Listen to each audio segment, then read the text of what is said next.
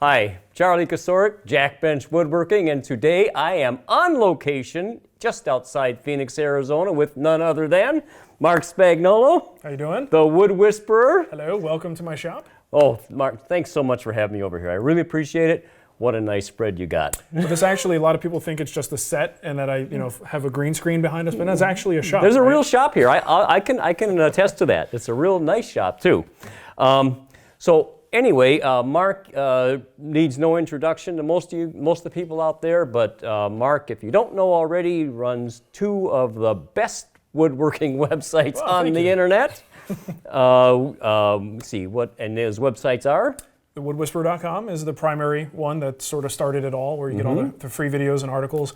The Wood Whisperer Guild is the second one. That's our paid membership website where you can go if you really want to get into the in-depth stuff. Okay. But it does cost money, which a lot of people don't love. But it works. it works for us.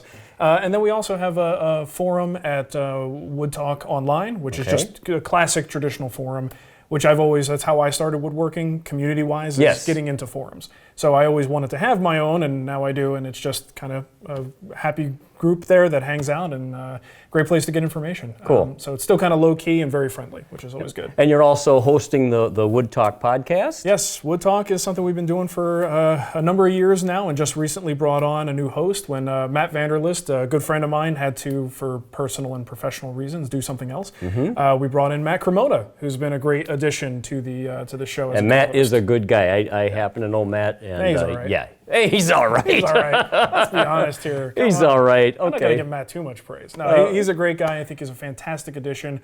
Great perspective on woodworking and the methods he uses. So glad to have him on the show. All right. And then, of course, you wrote that book, I don't know, fairly recently, I think? Yeah, about almost 2 years ago. All right, well. Yeah, it's been, time flies. Time flies. Really but anyway, that hybrid woodworking, I think that's a great approach to things. Yeah, I love doing that type of woodworking. Sometimes I don't...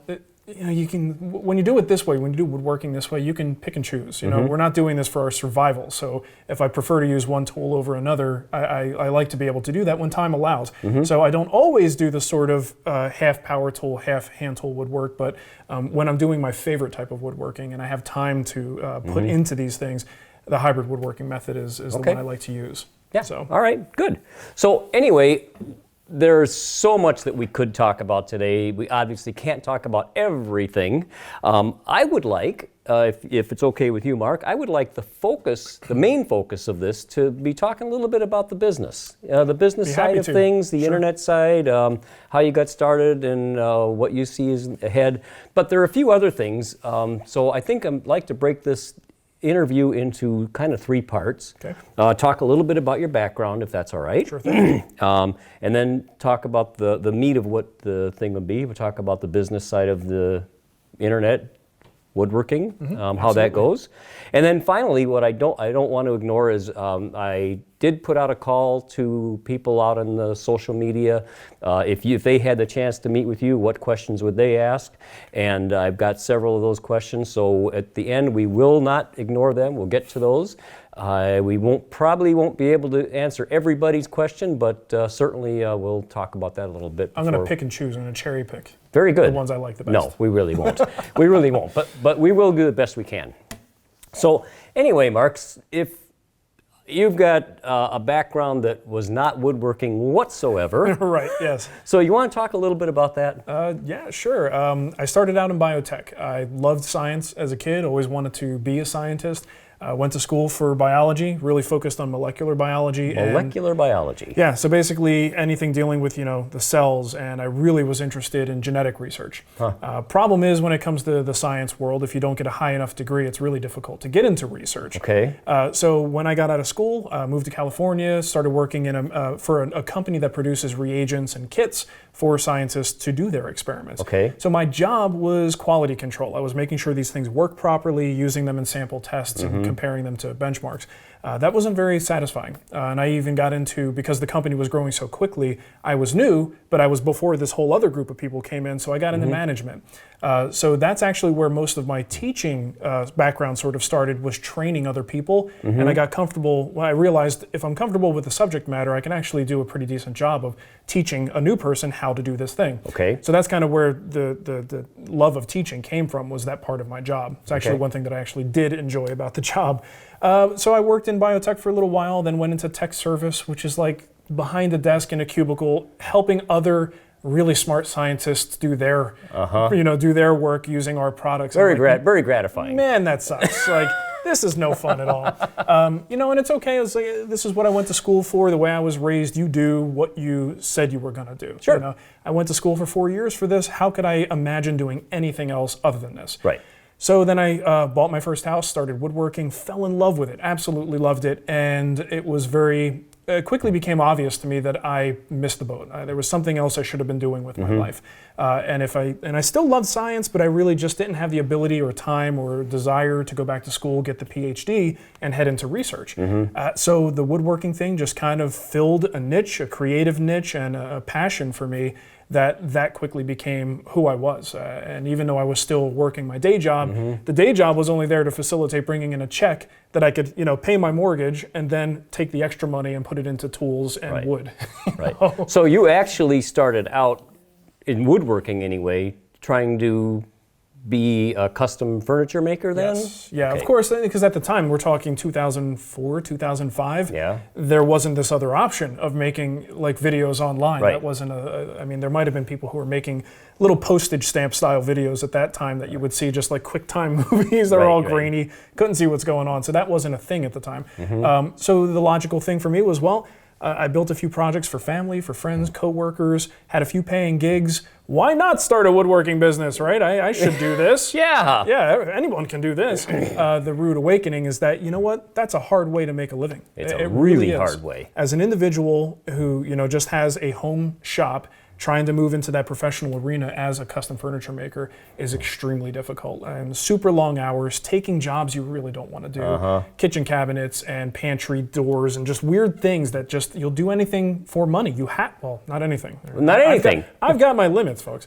You do have to be careful what kind of jobs you take on, because it's a lot of refinishing, a lot of restoration, and a lot of things, again, just like in the science world. Yes, it was woodworking to an extent, but refinishing is just not gratifying to me. I wasn't really enjoying that. So initially I did make an attempt to have a woodworking business. In fact, it was called Marc's Wood Creations, because that just rolls off the tongue. Sure. I did that for a while and did my best to survive. I left the biotech world and just kind of dove in head first. Now, in between, there's one thing I want to back up and ask you about. After molecular biology and before internet, you had an association with David Marks. So how did that come about? I met David the first time at a woodworking show, Orange County, somewhere in California. They had a woodworking show he was teaching. I went to the seminar, totally man crush on the guy, just because I watched him on Woodworks, was infatuated with his method of doing things. Quite honestly, I didn't really like stuff made out of wood. I grew up in a house with a lot of oak paneling. I was turned off to anything with wood grain, so I was into very modern stuff. So then when you see someone like David Marks building this modern furniture using a lot of exotics and tight-grained woods and things that don't look anything like your grandmom's oak cabinet, I really was like, wow, this is cool. Like, I didn't know furniture could do this. So I took the opportunity to meet him, shook his hand, introduced myself, and that was the end of it. And he's such a good guy. He is. Down to earth, real, honest to goodness, great human being. Right.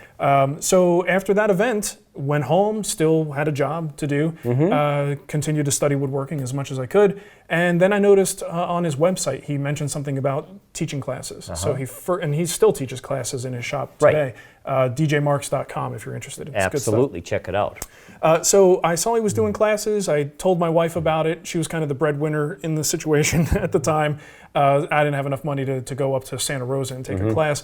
And she's like, look, I don't know if it was like a birthday present or something. She's like, just go, take one of the classes. She inquired about private classes, which they didn't really offer at the time. But she said, hey, can I add on a day for Marc to just spend the entire day with David? And by the way, he does offer private classes now if you're interested. Oh yeah, it's a thing now for sure. And they said, yeah, sure, let him come up. So went up there for 3 days, had a great time, hit it off with the guy. We're both from Jersey, we're both drummers, we're both tattooed, we've got just a good common background. All right. And of course, we love woodworking. So it was that meeting with him and working side by side with him that got me, sort of the balls. Can I say that? The balls. It's the internet. We could say anything. To actually say, if I could come back here, if I could pay my own way, find a place to stay, can I work with you for as long as I could be away from home? Can I do that? He's like, absolutely. Wow. So then, I don't remember the exact timeline, but a few months later, I was able to go back and actually have a couple different times extended stays to work with him and just try to absorb as much as I could in a fairly short amount of time, realistically. Okay. So that's really about it. Since then, we've just been great friends. I stayed with him to help him learn Final Cut when he was trying to do his own video work in his shop. So just a lot of shared experiences with him. Really, really awesome guy. And just to this day, he's always, I always have the respect for him as the master craftsman, the guy who I look up to. And when I have a real big woodworking problem, I'm shooting him an email, or giving him a phone call because he's the guy. And his show was so good. It really was. It was so good. I would say it's the best television, bar none. I mean, other than entertainment television. Right. For educational television, they did an amazing job for the type of projects he does. Granted, you can't put everything in a 20-minute, 22-minute show, but boy, did they make a good effort. He did. Yeah. And the funny thing is, with that show, that's not David Marks. If you look at the personality, this is his work, certainly, but David is so laid back, so California, attitude. When you see him in that show, it was like the network wanted him to be something he wasn't, but he just rolled with it and did the best he could. But that stiff button-down shirt sort of personality, that's not David Marks. No, not at all. No. He's definitely a very different person if you meet him in person. So. Yeah. Okay, well, that's cool. Yeah. So anyway, you're trying to do the custom woodworking and realized, maybe this isn't a good way to earn a living. I suck at this? Well, it's a hard thing to do. It is. It's very, very hard. The business side of it is really difficult. Yeah. I mean, so that's enough said on that. It's definitely a hard way to go. So you started making videos and really the intention of that wasn't even what you ended up doing, was it? No. We started out just my wife left for the weekend. She traveled a lot for work. So I had an old camcorder sitting around.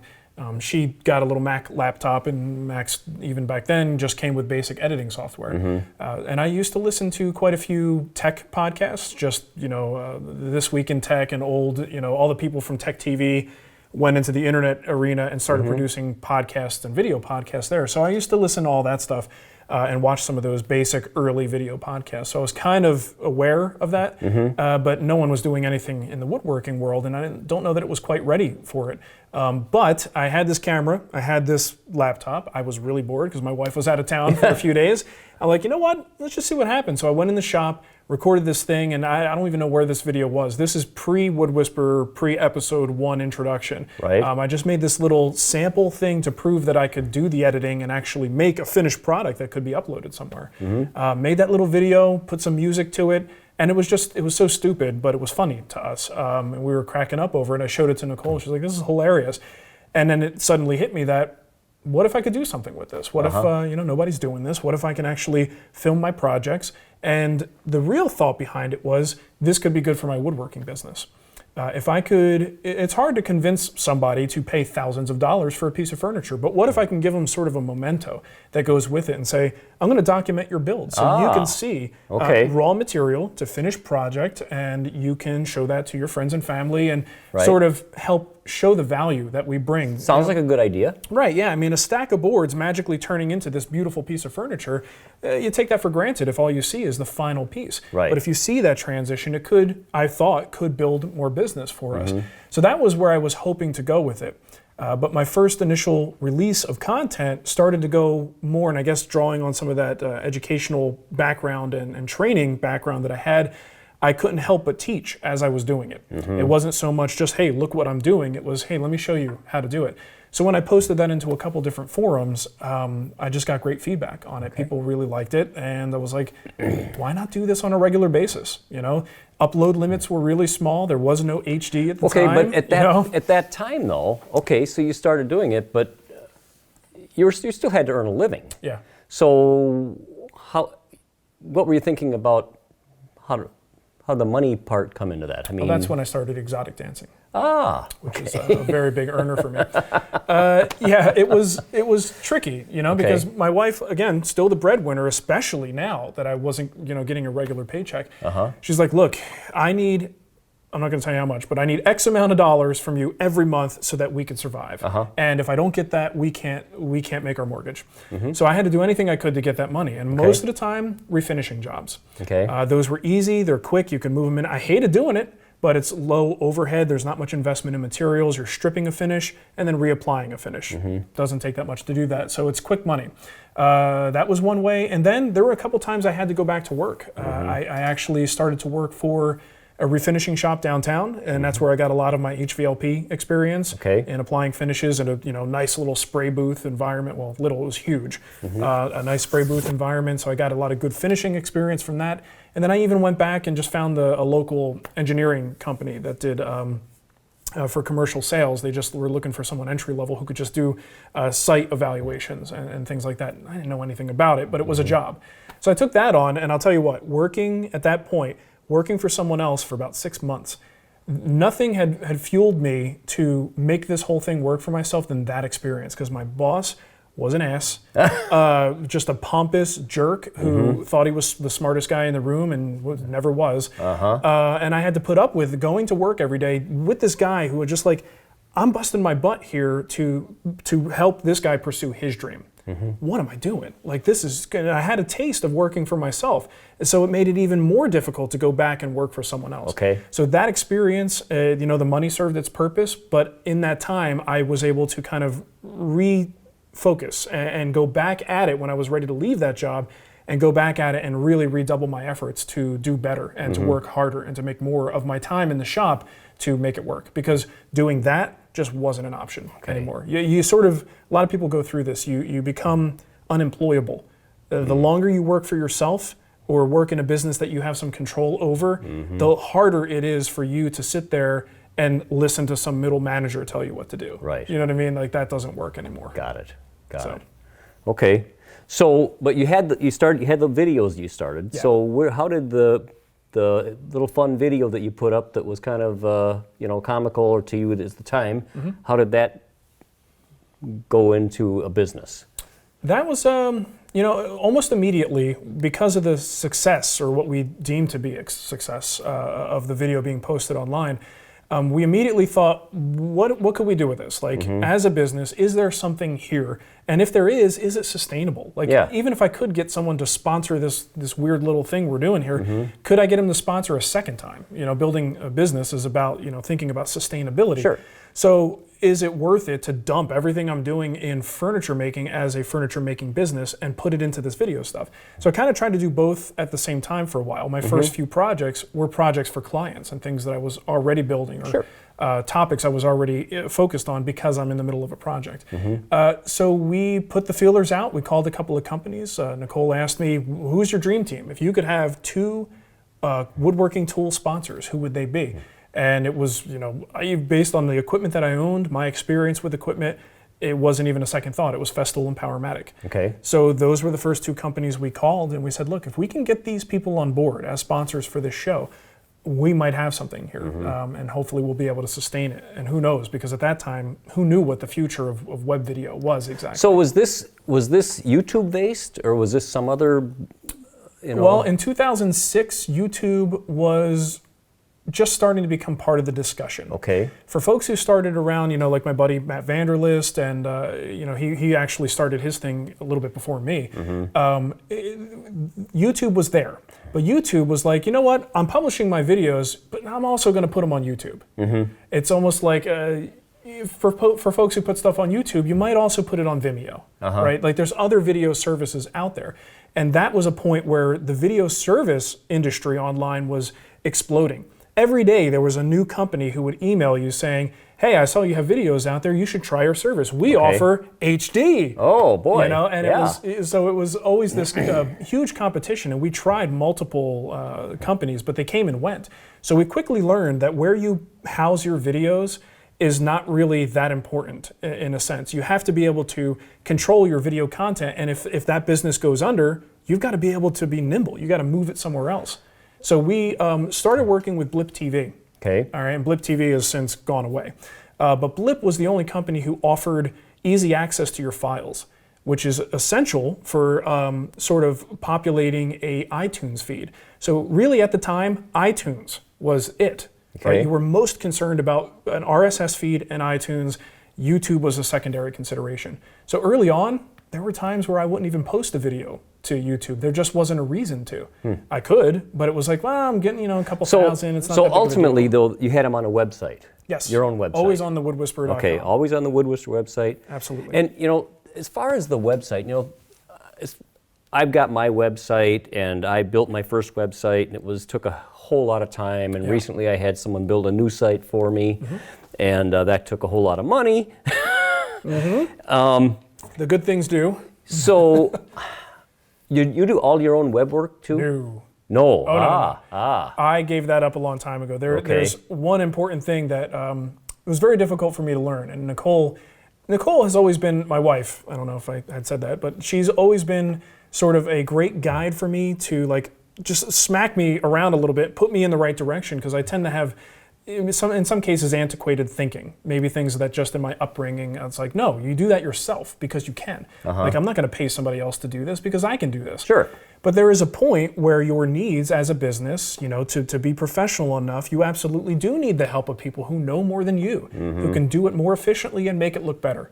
So we came to that conclusion years ago when we started working with a gentleman named John Funk, who's become he's just kind of part of our business think tank at this point, not just for web design and graphics, but just how we run the business. He's kind of like the third leg of what keeps this whole ship. Do ships have legs? That doesn't make sense. This one does. This one does. This one does. The one I built does. Okay. So John helps us out with all of these things, and John is the web developer who is behind all of the back end of and we're just maybe a couple weeks away from launching the new Wood Whisperer website. Oh, you are? Yeah. So we had launched this other one. It was, we tried some cool things that we thought were cool. It was a miss. Okay. We're not really happy with it. This new one is going to be awesome. We'll knock people's socks off if they're wearing socks. Great. And it's coming out soon. But yes, it's important to know when you need help to get these things done. Yeah. And we got to that point a long time ago because essentially I don't have enough time in the day to do the woodworking. Well, how much time? I mean, obviously, this is a full-time business for you. Yeah. But in addition, so you're working full-time at it. John, the web guy, I don't know, how much time? He puts in quite a bit of time, but he has his own business going, so he's just outsourced. But we've built up over the years where he now knows there's a certain amount of hours per week that he is going to devote to our business. Okay, and then Nicole's working is full-time on this also? She's full-time. So that's two full-time employees. My mom is full-time. Your mother, okay, so that's three full-time people. Yeah.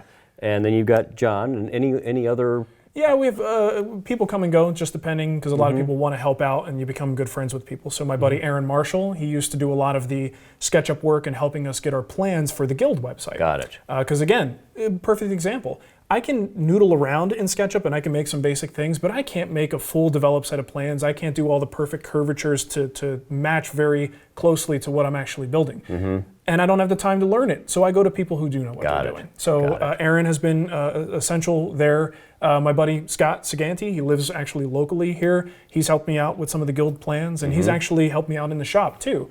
So there's always people who are in and out. I guess what I'm trying to get a sense of is, how much effort, how much work, how many man hours does it take to steer the good ship Wood Whisperer? Well, it's grown, right? I mean, you grow into it, and there's a point where it becomes too much, and there's a breaking point. So Nicole working for the business was the biggest, most integral and difficult decision that we had, because she, all this time, has been the breadwinner. Right. The reason I could do what I did with my woodworking business, with the Wood Whisperer, was because we always had her salary to back us up. And it was stable and it was stable. reliable. She had insurance. We, at the time, didn't have children. Insurance, right? Yeah, exactly. And so it was a good gig, but she had to travel a lot. Right. So after we had our first child, my son Mateo was born, she was still traveling, and any woman who breastfeeds and has to travel for work, not good. Yeah, that's very difficult. Good. And if they could still manage to do it, they're a saint, because that's just amazing. So she had to do that for a while, and it was like we started to get to the breaking point where I had enough work for her to do, but would that be enough to create value in the business that would replace her income? Yes. That's the trick.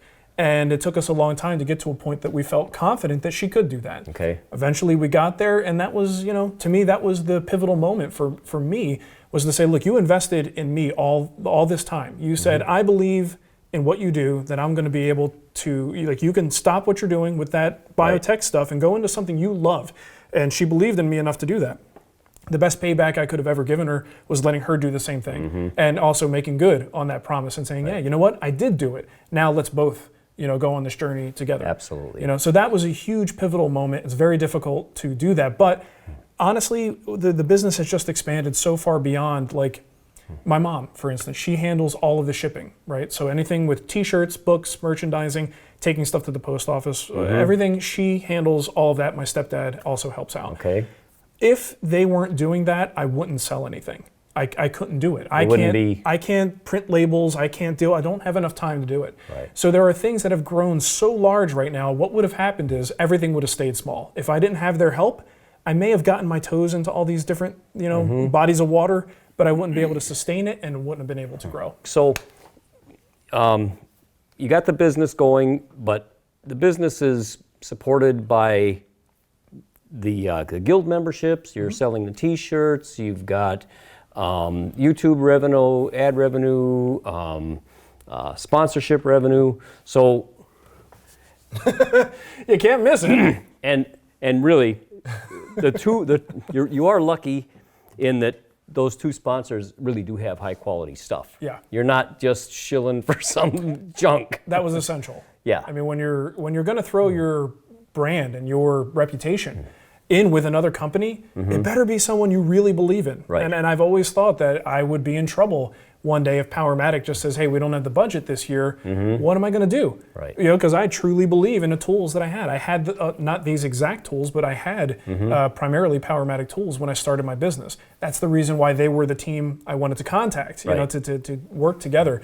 So I dread the day I can't work with the companies that I want to work with, but I have to pick somebody because I need it for our business. Right. That is not a great day for Mark. Right. I don't want to have to do that. So anyway, so you got these many legs of the stool that are holding up the good ship My wood boat, here. Yes, my boat with legs. The boat with legs.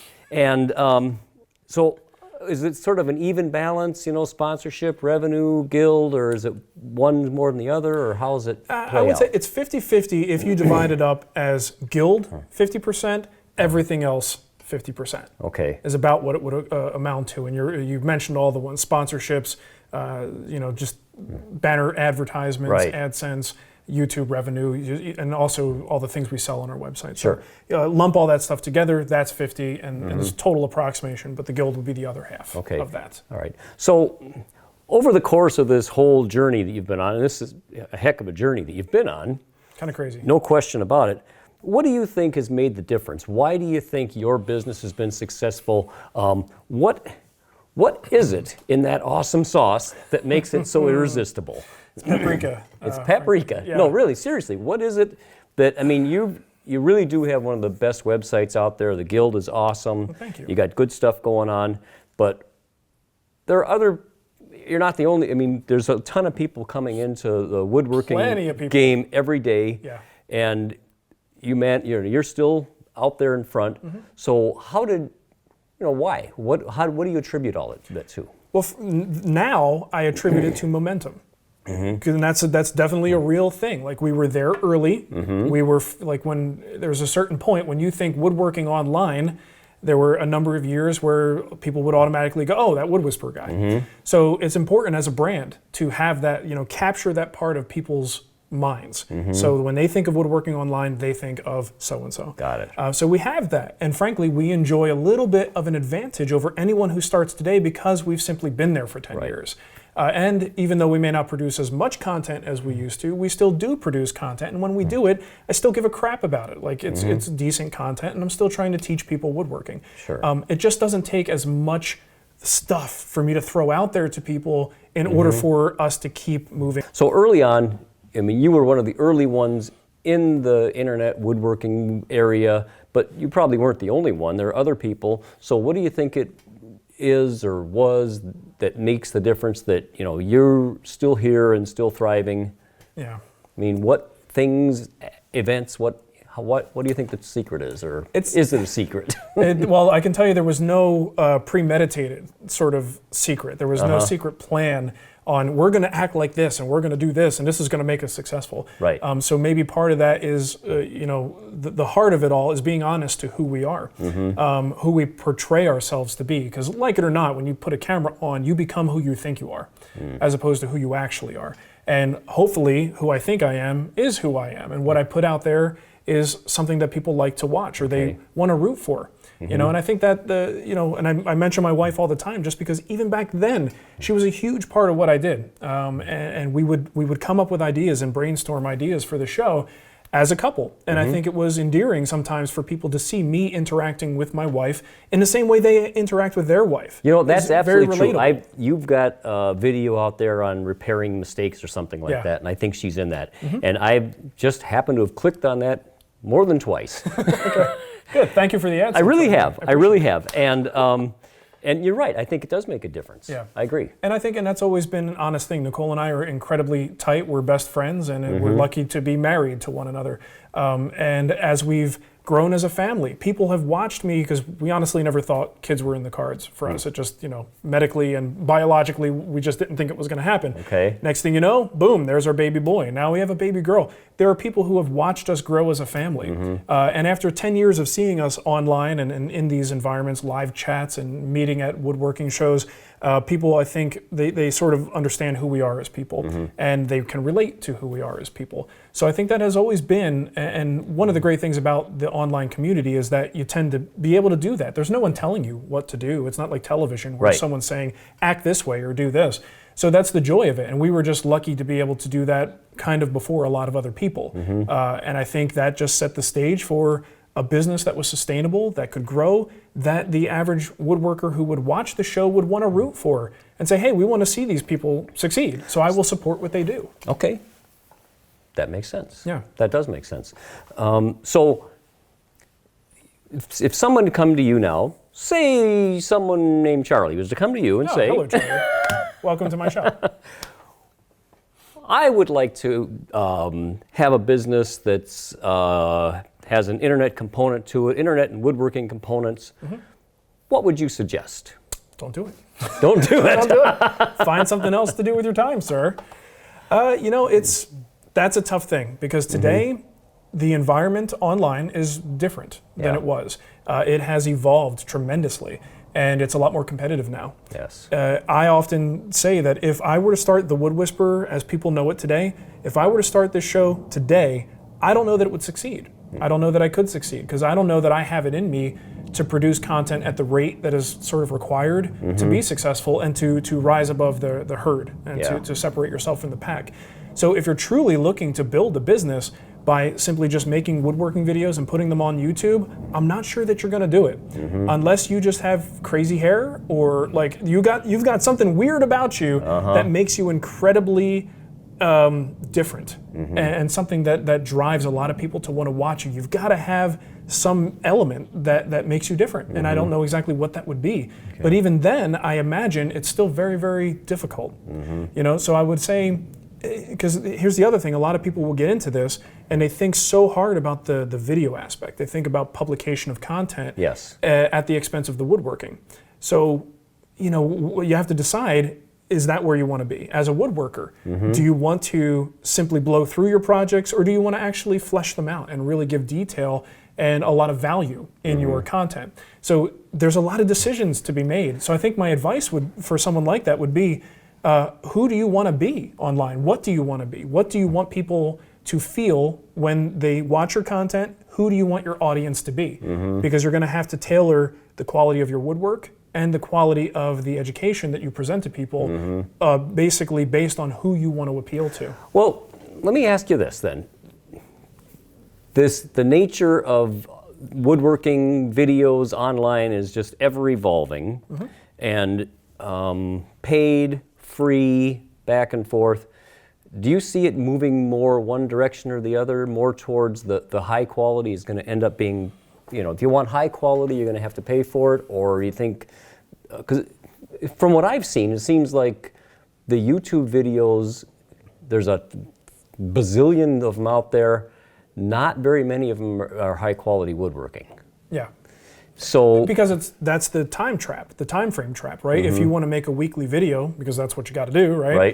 Right. How are you going to make a high boy in a week? You know, you can't necessarily do. So you have to have the woodworking that's clever and quick. It may not necessarily be, you know, a reproduction. It may not be the highest level quality, but it's eye-catching, it's interesting, and it's fun. And that's what people are generally aiming for the most part. So if someone's out there and they want high quality, they really want to actually learn something about woodworking.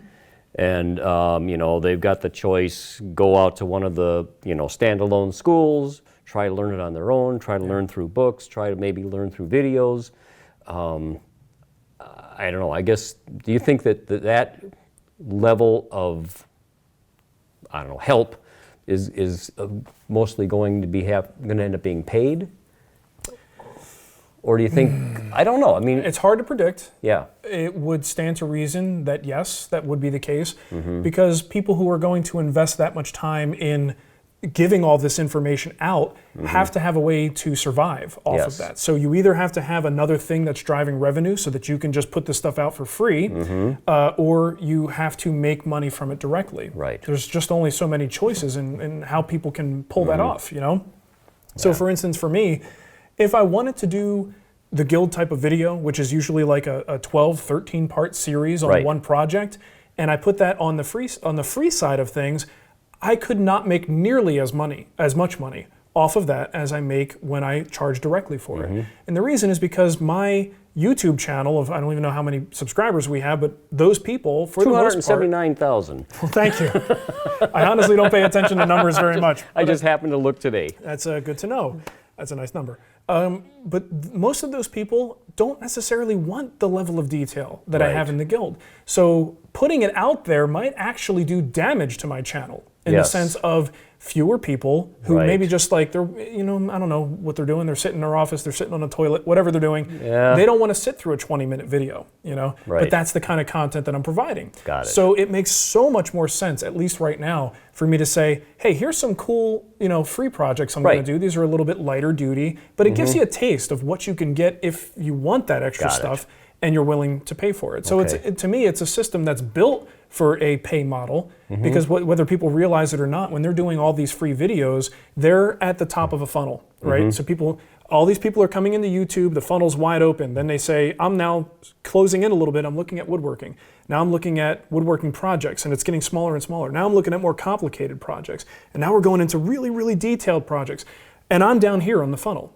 So all these other people, as a business, they're actually doing a lot of work for me, in a sense, because they're pulling in that audience who will filter down. And maybe it's only a very small percentage that make it to my level where my content sits, but that small percentage is likely to spend a little money because they're really interested in it. And if they can't find what they're looking for in the free environment, they may look toward a paid resource to be able to get that information. Well, and then even, you know, the plans. Plans, I personally like to try and figure my own things out. But there are a few projects that even I would buy plans for. Sure. You know, a chair, for example. I would too. A chair, oh my gosh, I've never built a chair, but if I ever do, I'm not going to try and figure it out from scratch. I absolutely agree with you. And a chair is a perfect example because someone has already done the work. They've worked out the body mechanics and the measurements that make it make sense. And you could take that base plan and just, you know, run with it. Do what you want to make it look the way you want it to look. But now you've got sort of foundation to build on. So yeah, you're right. There is absolutely nothing wrong with plans. And I think whether the project is simple or incredibly complex, a smart thing for anyone to do who has a YouTube channel is to make plans. Give people a little bit more meat if they're interested in it, to allow them to go to that next level. You know, and actually, because a lot of people are watching and never building. But for the few people who do want to build, give them what they need to do it. You know, it's not that hard to make a quick set of plans that people can build off of. Well, it's not that hard to make a quick set of plans. On the other hand, having drawn up plans and tried to provide high quality plans, that's not it. You know, quality in whatever you're doing is not quick and easy. And like you said, you That's why I hire someone you else hire to do somebody to do it because you don't want quick and easy plans. You want to provide a nice, high quality product, as I do. Sure. Yeah. Yeah. And there's definitely a big difference. But at the very least, if you are providing some set of measurements, maybe a basic cut list, people then can sort of value you as a little bit more of a resource, because they're not just getting a quick video. They see the quick video as inspiration, and they know they can go to your website, for instance, and download a PDF that has a little bit more information if they want to dig in. Exactly. And that puts you on a higher level than the average person who's just quickly filming something, throwing it out there, and not providing any value beyond that initial video experience. Got it. Yeah. Well, Mark, I want to be respectful of your time. I know I'm taking more of your time than we. It's been all afternoon. Don't worry about it. It's been all afternoon. But anyway, so I think this has been terrific. I do want to get to some of the questions that people had asked. One question that came in, and this is something that I've struggled with, is if any ideas, just your thoughts, how to interest young people in woodworking, how to get young people involved in woodworking. Well, I think one of the great things about the current state of the woodworking community online is that's the most important thing right there. And this was a challenge early on, speaking in the mid 2000s when I first started doing this, is answering that question: how do we get young people to do this? And it's like, well, put the stuff where they're at. Like common sense. And at the time, there wasn't a lot of woodworking content in places where teenagers and early 20s people were hanging out online. So we're already doing a great service to people, young people who want to learn woodworking, by simply putting funny, interesting, compelling content in a place where they're likely to find it. Right? That's huge. And I think that's why, look around, you see lots of young kids getting into it, whether it's someone who happens to have a parent who's into it, or just they themselves love it so much and they start their own little podcast and they make their own little videos and have their own YouTube channel. That's fantastic. And the reason is because we're now putting this stuff in front of them. Right? And a lot of times kids would totally be into this stuff if they had the exposure. And sometimes at home, we're in a society now where people would rather pick up the yellow pages and make a call than to fix an electrical outlet themselves. Or a simple plumbing thing. And that's unfortunately the way things are going.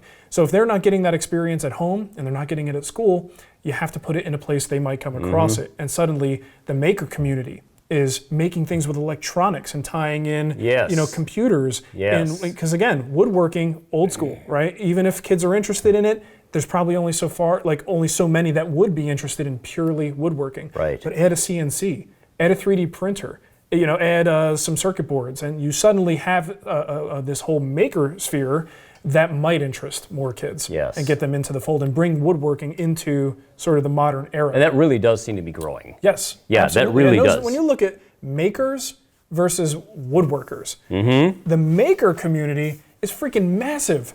Compared to the pure woodworking community, it's a whole different ballgame. And I think that's where it comes in. Woodworking then just becomes part of the skill set that a young person coming into the maker world today would encompass part of their total skill repertoire that they have. That's a really good point. That's a really good, and I agree with that.